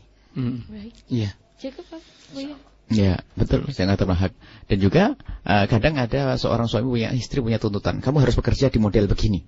Itu loh. Nah, itu jadi biarkan dibebaskan, kira-kira bakatnya apa dia, kan gitu ya. Diarahkan kepada bisnis yang ia bakal bisa. Kadang-kadang seorang istri dia harus kamu jadi PNS nggak diangkat-angkat, harus kamu jadi properti ya nggak bisa-bisa. Jadi ini. Kemudian sisi lain, jika ternyata pada akhirnya yang namanya rezeki memang sudah pembagian dari Allah, sudah kerja keras jungkir balik tetap nggak punya duit, ini bagaimana, kan begitu ya. Misalnya seorang istri, suami betul-betul bangkrut, kerja bangkrut, ini bangkrut, sudah usaha nggak bisa. Kemudian seorang istri seperti Anda yang bertanya, tiba-tiba uang yang dipakai dalam rumah tangga adalah hartanya sang istri. Kalau kisah bahasa Majimin ini ada pernah terjadi pada zaman Nabi SAW. Ada seorang ngadu kepada Rasulullah, ya Rasulullah, aku punya seorang suami seorang suami fakir. Suami saya melarat ya Rasulullah. Nabi langsung tanggap. Lalu bagaimana dengan urusan keluargamu saat ini? Lah selama ini alhamdulillah saya masih punya peninggalan kebun kurma dari orang tua. Jadi saya masih bisa makan dan aman-aman, suami saya dan anak saya makan bareng dengan harta saya. Tapi kok saya nombokin terus, kalau bahasa kita begitu kan. Saya nombokin terus. Maka di saat seperti itu Nabi memberikan pilihan. Sebab orang tidak mungkin tidak makan, ya kan? Maka pilihan, jika suamimu memang tidak bisa beri nafkah, dan sampai hari ini pun dikukuhkan dalam Islam. Jika seorang suami tidak pernah memberi nafkah, apakah karena dia zalim atau karena memang tidak mampu, maka seorang istri punya hak untuk mengadukan hak cerai. Ya, karena apa? Makan tidak bisa ditunda, neng makannya minggu depan nggak ada. Ya kan? Nah, itu pilihan yang pertama. Coba ruangkan sang wanita tersebut masih punya hati, punya kasih, ada buah hati anak ya. Dia mikir, ya Rasulullah, adakah pilihan lain lagi ya Rasulullah? Ada. Pilihan yang kedua adalah engkau yang menafkahi suamimu dan anak-anakmu, dan di saat itu engkau mendapatkan 3 pahala. Pahala sedekah, pahala silaturahmi, dan pahala menyenangkan suami. Apa kata wanita itu? Ya Rasulullah, biar aku pilih yang kedua saja ya Rasulullah. Subhanallah. Kata Nabi Muhammad, asabti, pilihanmu benar. Pilihanmu benar dan lebih bagus daripada yang pertama. Kamu dapat pahala. Jadi seorang istri yang memenuhi tanpa harus merewel, tidak ada nuntut dan sebagainya. Sampai dikatakan dalam generasi berikutnya, di saat ada beberapa kelompok wanita itu mendengar hadis ini, keluar sambil berkata, semoga suamiku melarat saja, biar aku yang kaya. Subhanallah. Jadi nggak penting duit itu dari mana, yang penting tercukupi, nggak penting. Kadang-kadang seorang istri harus begitu. Enggak, alhamdulillah masih ada pada risang. Coba kalau seorang istri juga nggak punya duit, kan tak enak. Alhamdulillah masih dikasih duit. Ini adalah pendidikan. Jadi memang suami, betul kata Bang Haq tadi, harus berusaha, qawam, cari nafkah dan sebagainya. Harus. Kalau mentok, Dan mentok itu macam-macam sebabnya. Tidak ada ide, gagal. Mungkin juga sakit. Kan bisa macam-macam. Alangkah mulianya seorang wanita yang mencukupi kebutuhan sang suami dan anak-anaknya. Allah. Subhanallah. Subhanallah. Marat semuanya. Doakan marat. Kita sapa komentar via telepon ya Om ya. Assalamualaikum warahmatullahi wabarakatuh. Waalaikumsalam warahmatullahi wabarakatuh. Baik, kita bersama.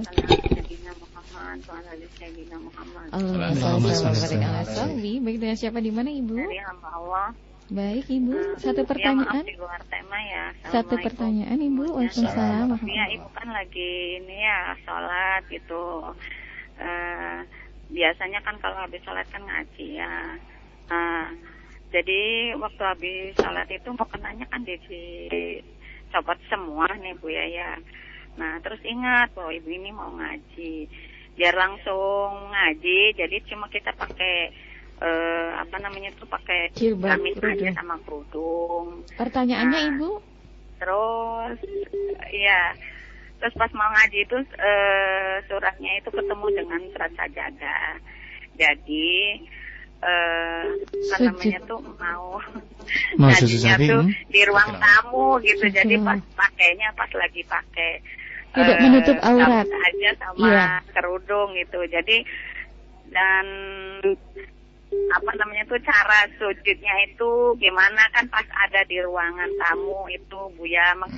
Ini pertanyaan lanjutan yang tadi sore itu, maaf Bu ya, masih kurang paham ya Bu ya. Ya udah gitu. Assalamualaikum warahmatullahi wabarakatuh. Waalaikumsalam warahmatullahi wabarakatuh. Baik Bu ya, kita cukup satu pendapat. Baik, Ibu bertanya masalah sujud tilawah. Jadi Ibu sama Ibu syaratnya. Sujud tilawah itu kayak sholat. Jadi wudu harus ada dan harus menutup aurat. Kalau waktu lagi membaca Quran Ibu belum menutup aurat, tidak dosa asalkan di rumah sendiri tidak ada laki-laki yang melihat. Dan di saat menemukan ayat sajadah pengen sujud, ya ambil mukena dulu dong, atau ambil untuk menutup aurat. Biarpun di ruang tamu juga apa-apa, ambil baru sujud. Kan disebutkan boleh. Wudu pun misalnya kita baca Al-Quran dalam keadaan tidak punya wudu. Mau sujud apa? Wudu dulu. Kan kemarin kembali. Asalkan tempat wudunya tidak jauh, maka wudu saja. Tidak jauh sampai butuh waktu panjang. Berjam-jam. Bermenit-menit lama sekali. Kalau hanya sebentar ngadep boleh ngambil air wudu, termasuk mukena di ruang tamu diambil saja Ibu. Jadi intinya seperti Ibu. Dan tidak harus pakai mukena. Akan tapi yang penting menutup aurat untuk sholat. Asalkan tangan tidak terlihat, kaki tidak terlihat, leher tidak terlihat, sudah. Biarpun pakai baju busana muslimah itu sudah sah. Yang penting sah untuk sholat, sah untuk sujud, sujud tilawah. Baik, itu saja Ibu ya. Baik, cukup Bu ya. Terima kasih. Dan kita menyapa sahabat yang ada di 485. Assalamualaikum warahmatullahi wabarakatuh. Assalamualaikum warahmatullahi wabarakatuh. Baik, semuanya sehat ya. Alhamdulillah sehat. Baik. Sehat. Bu ya mau tanya, saya seorang istri, anak sudah 2. Dulu aku menikah dengan suamiku jujur karena orang tua, aku tidak begitu suka sama suami. Tapi karena sudah ada anak, aku bertahan. Sekarang suami saya berkata, dulu ia memalsukan KTP-nya sewaktu melamar aku, katanya. Memalsukan KTP-nya, mungkin statusnya ya. Bukan single kali. Iya. Apa aku masalah ini Bu ya? Apa? Mungkin statusnya mungkin Bu ya. Oh iya, kalau masalah itu urusan dosa. Seandainya dia berbohong, urusannya dengan Allah. Pernikahannya tetap sah. Yang lalu biarkan berlalu, sekarang yang penting hidup indah gitu saja. Mungkin dulu karena terlalu berharap sehingga takut ditolak, sehingga dia berbohong ya. Ya kan, semoga diampuni oleh Allah. Mengubah status duda bilang perjaka dan sebagainya. Yang penting sekarang sudah menjadi suami Anda, dan kalau dahulu Anda tidak senang misalnya, apalagi ini mematuhi orang tua, ada keberkahan di situ. Ya, patuh kepada orang tua itu luar biasa, ada keberkahan yang bakal datang kepada Anda. Jalani hidup, mengabdilah kepada suami dengan benar, hiduplah berbahagia dengan anak-anak, alhamdulillah. Tidak ada alasan. Jadi pilihan sendiri belum tentu, kadang-kadang hawa nafsu, kadang-kadang kebohongan. Banyak orang milih sendiri bohong. Karena dengan pacaran misalnya, pacaran itu nggak ada yang jujur, semuanya pembohong kalau lagi pacaran ya. Nggak ada orang pacaran jujur. Kalau jujur nggak mau pacarnya, kenapa? Ngorok nggak cerita, mandi terlambat nggak. Ya ini orang pacaran pembohong itu semuanya. Akan tapi ya kalau sudah dengan rekomendasi orang tua ini biasanya benar begitu ya. Jadi insya Allah berkah dalam rumah tangga Anda insya Allah. Karena orang tua jalani dengan indah, selesai. Abang menambah. Cukup kita menyapa sahabat kembali ya. Yang via telepon Om Ren sebelum kita pamit. Assalamualaikum warahmatullahi wabarakatuh. Waalaikumsalam warahmatullahi wabarakatuh.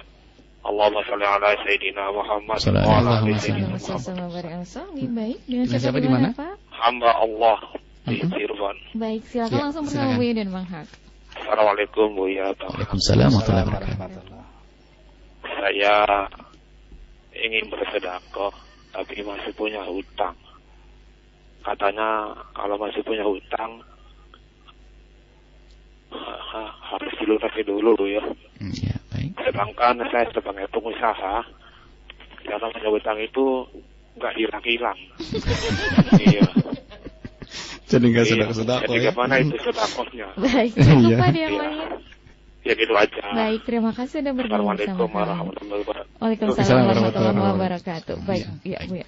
Betul, sedekah, zakat, zakat, utang harus didahulukan daripada bersedekah sunnah. Kalau orang harus bayar zakat, dahulukan zakatnya. Karena membayar zakat pahalanya lebih gede daripada sedekah sunnah. Membayar hutang lebih gede pahalanya daripada sedekah sunnah. Maka harus didahulukan itu. Cuman kaidahnya begini. Kapan menjadi tidak berpahala? Kalau orang bersedekah sunnah. Yaitu di zakat jatuh tempo harus bayar zakat. Zakatnya nggak dibayar, kok sedekah sunnah nggak diterima oleh Allah. Yang kedua, utang sudah jatuh tempo. Utang jatuh tempo, kita masih sedekah tidak diterima oleh Allah. Karena kita melanggar Allah yang pertama, nyakiti juga orang yang punya duit. Enggak, kamu masih punya utang, kebanyak sedekah. Akan tapi, jika utangnya belum jatuh tempo, misalnya utang harus bayar nanti lebaran. Dan kita ada gambaran untuk membayar di lebaran nanti, apakah perputaran ekonomi kita atau gaji dan seterusnya. Maka hari ini kita boleh bersedekah di bulan Ramadan ini misalnya, asalkan belum jatuh tempo.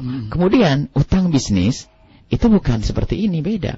Utang bisnis berarti kan ada gambaran dan ada jangka waktunya untuk dibayarkan. Tapi tetap kalau memang sudah utang bisnis jatuh tempo, kan begitu ya, harus kita dahulukan sama jatuh tempo.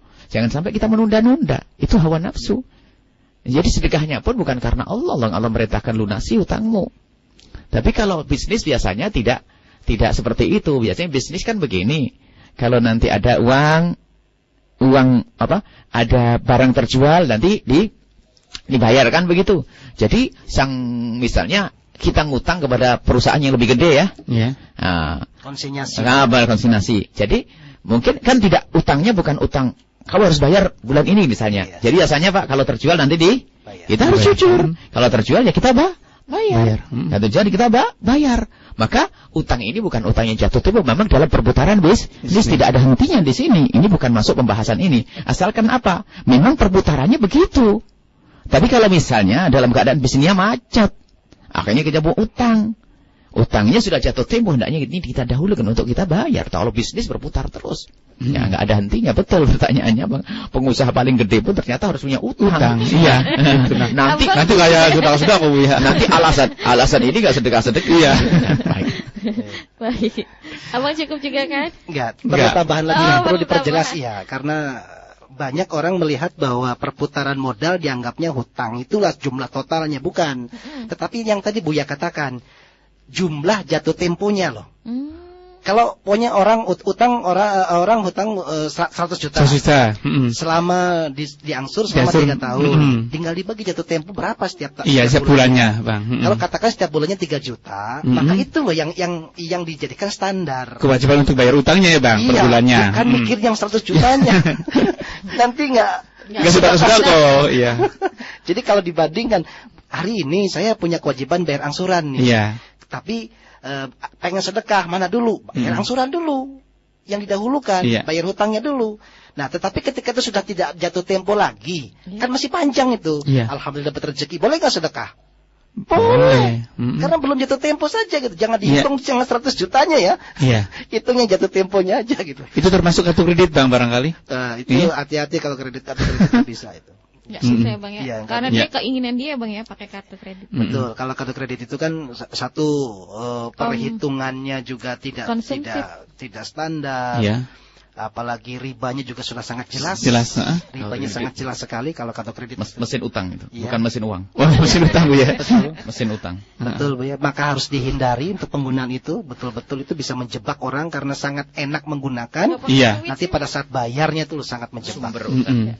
Sumber utang. Loh, orang yang nggak punya orang yang punya uang saja harus bijak di dalam penggunaannya. Betul. Nah ini kartu kredit kan orang masih belum punya duit itu. Iya. Keren ya Bang. Iya kan orang masih belum punya duit tapi sudah enak menggunakan. Yang sudah punya uang saja masih harus bijak.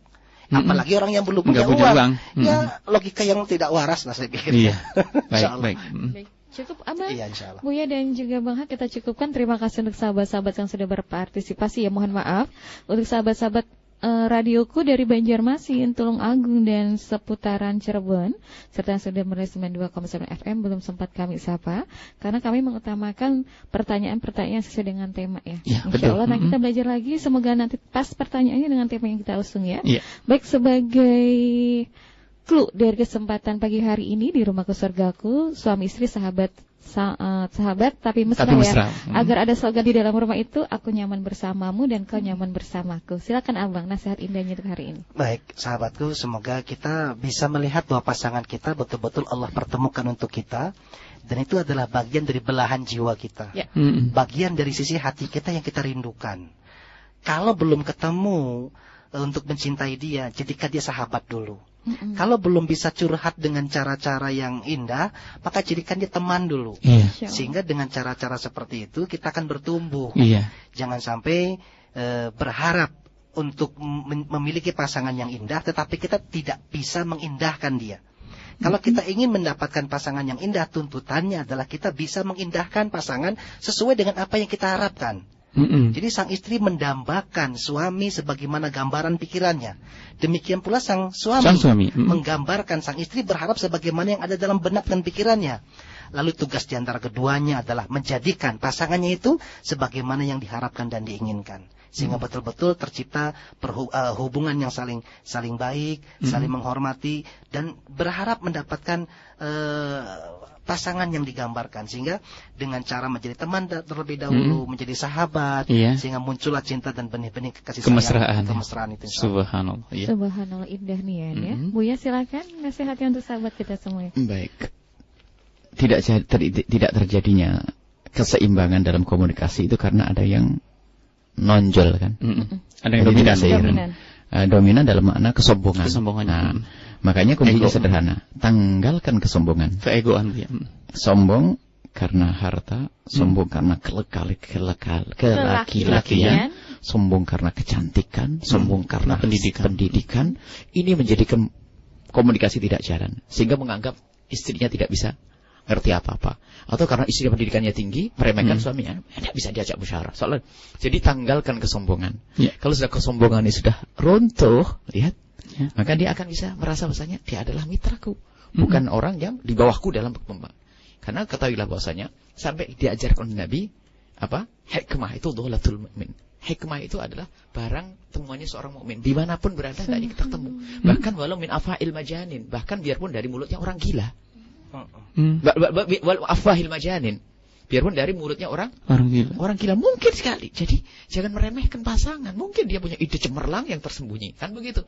Kapan kita bisa bertanya kepada mereka kalau kita sudah tidak sombong lagi? Selesai itu saja. Subhanallah. Subhanallah, indah nian juga ya. Walaupun dari orang gila. Walaupun orang gila, tapi jangan dipegang orang gila, tapi omongannya baik atau tidak. Subhanallah ya. Baik, kita tutup kebersamaan dengan doa keberkahan. Silakan Bu ya. Semoga Allah menjadikan hidup kita indah di dalam rumah tangga. Amin ya Rabb.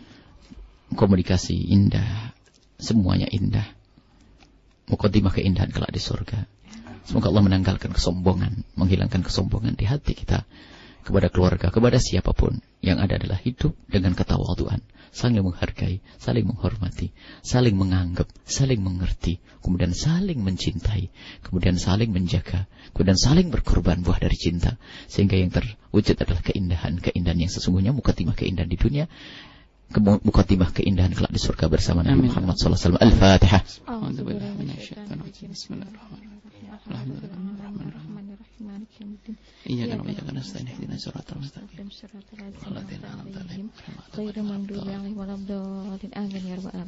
Baik, terima kasih untuk sahabatku dan juga sahabat-sahabat media partner kami ya, sahabat kita yang ada di Radio Wadi Sukabumi, Radio Q Bandung, Radio Samara Tulungagung, Radio MBS FM Gresik dan juga Blitar, sahabat-sahabat yang ada di Radio Darul Mustafa Lumajang Jawa Timur, Radio Azam Kepri Kepulauan Riau, Radio Streaming Alif Lampung, Radio Madinatus Salam 90,9 FM Kalimantan Selatan, sahabat-sahabat yang ada di Radio Panua Pahuato Gorontalo, serta Radio Ku Network ya, Radio Ku 104,8 FM Kuningan, Radio Ku 92,7 FM Majalengka, dan Big Radio Ku 104,7 FM Batam. Baik, terima kasih semuanya. Jumat Mubarakah. Kami berempat pamit undur diri. Wal alami shawab. Subhanakallahumma bihamdika asyhadu alla ilaha illa anta astaghfiruka wa atubu ilaik. Wassalamualaikum warahmatullahi wabarakatuh.